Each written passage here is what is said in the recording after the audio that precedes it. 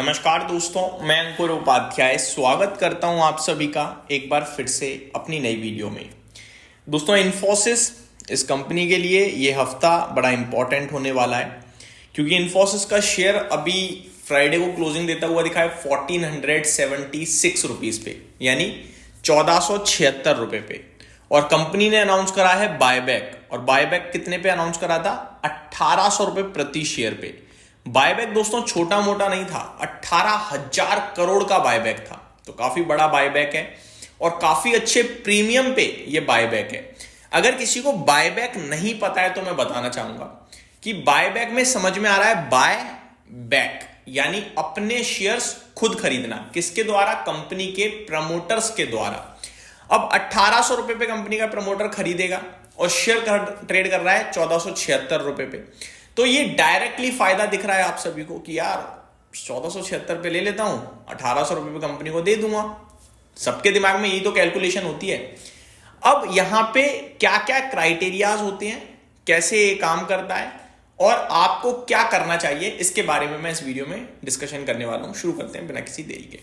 सबसे पहले मैं आपको बताना चाहूंगा इस बायबैक में एक अतिरिक्त पॉजिटिव चीज ये है कि प्रमोटर्स पार्टिसिपेट नहीं करेंगे। ये एक सबसे बड़ा पॉजिटिव पॉइंट है। अब ये पॉजिटिव क्यों है? देखो, इन्फोसिस की बात करूं तो ये एक FII ओन कंपनी, एक तरीके से आप कहें तो प्रमोटर्स के पास बहुत छोटा स्टेक है। काफी लोग कहते हैं भाई शेयर होल्डिंग पैटर्न में प्रमोटर्स के पास तो स्टेक ही नहीं है, कंपनी खराब है, लेकिन ऐसा नहीं होता है। आपको ना पब्लिक कैटेगरी की होल्डिंग देखनी होती है कि पब्लिक के पास कितना है। अगर मैं इसकी बात करूं तो पब्लिक के पास मात्र 13.7% है। बाकी इंस्टीट्यूशंस के पास है ज्यादातर, चाहे वो FIIs हो या DIs हो।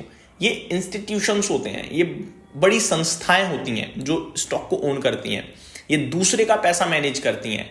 जब आप दूसरे का पैसा मैनेज करते हो ना, तो आपको ज्यादा रिस्पॉन्सिबिलिटीज होती हैं और रिस्पॉन्सिबल होना होता है, अच्छी जगह पैसा लगाना होता है। तो अगर इन्फोसिस में उन लोगों ने पैसा लगाया है तो वो ज्यादा बेटर है। इसीलिए अगर आप नोटिस करें तो DI इसका 41.46% स्टेक है, FII इसका 30% स्टेक है और प्रमोटर्स का 14.3% स्टेक है। पब्लिक का मात्र 13.7% है। तो कंपनी की शेयर होल्डिंग पैटर्न अच्छी है। अब कंपनी ने कहा कि प्रमोटर्स बायबैक में पार्टिसिपेट नहीं करेंगे। इसका मतलब है ये 14.3% लोग जो हैं ये पार्टिसिपेट नहीं करेंगे। इससे फायदा क्या हुआ?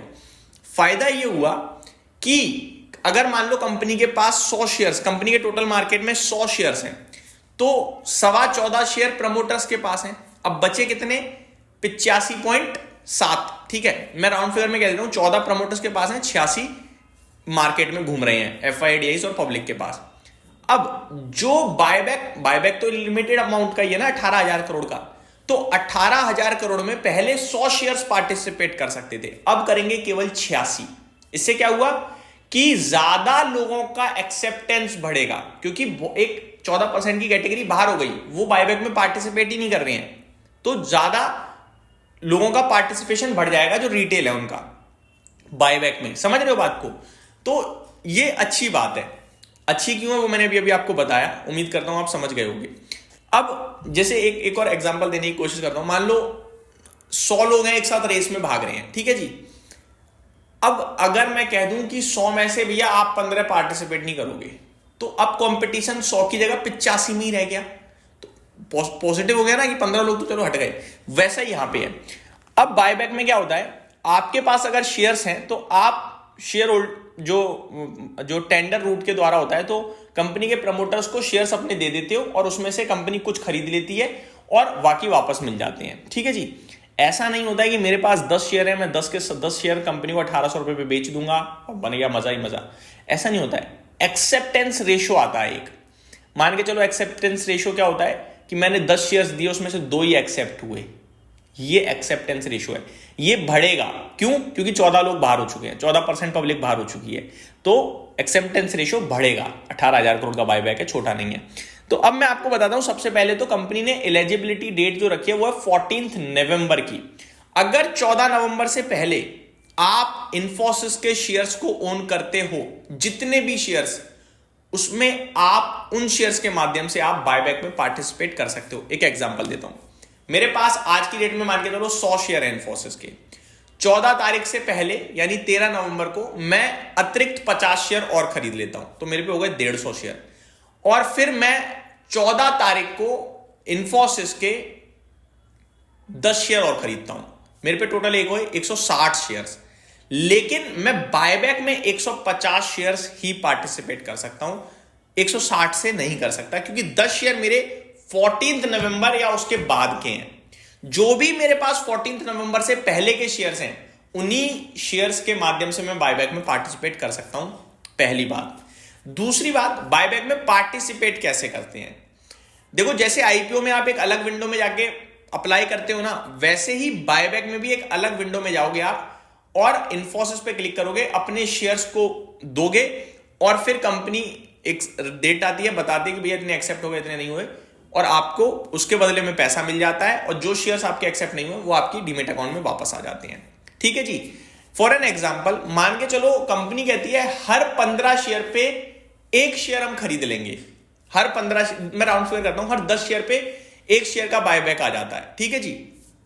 तो मान के चलो मेरे पास थे 150 शेयर, तो 15 शेयर कंपनी मुझसे लेगी, तो 15 शेयर लेगी, उसके लिए मेरे को 15 के 15 शेयर नहीं, 150 के 150 शेयर कंपनी को बेचने पड़ेंगे, तब 15 ले लेगी कंपनी और 135 मेरे डीमेट अकाउंट में आ जाएंगे। समझ गए आप? मान के चलो कंपनी ने कहा कि हर 10 शेयर पे एक शेयर हम बायबैक करेंगे, तो मेरे को ना 150 शेयर्स होने चाहिए मेरे पास, 15 शेयर तब बेच पाऊंगा मैं। अब होता क्या है, लोग सोचते हैं कि डायरेक्ट मुनाफा बना लेते हैं हम, एक्सेप्टेंस रेशो देख के कंपनी के 13 तारीख को मैंने 100 शेयर ले लिए, 100 के 100 बेचना चाहूंगा, पर नहीं बिकेंगे। 100 शेयर मेरे को खरीदने के लिए कितना रुपए लगेगा?